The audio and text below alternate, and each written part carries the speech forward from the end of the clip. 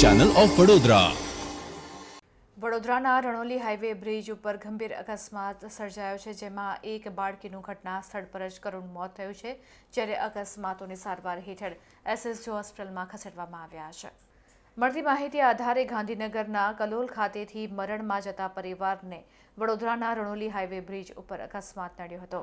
ટ્રેક્ટરે અચાનક બ્રેક મારતા રિક્ષા ટ્રેક્ટરની પાછળ ઘૂસી જતા અકસ્માત સર્જાયો હતો. અકસ્માત થતાની સાથે જ ટ્રેક્ટર ચાલક ટ્રેક્ટર લઈને ભાગી છૂટ્યો હતો.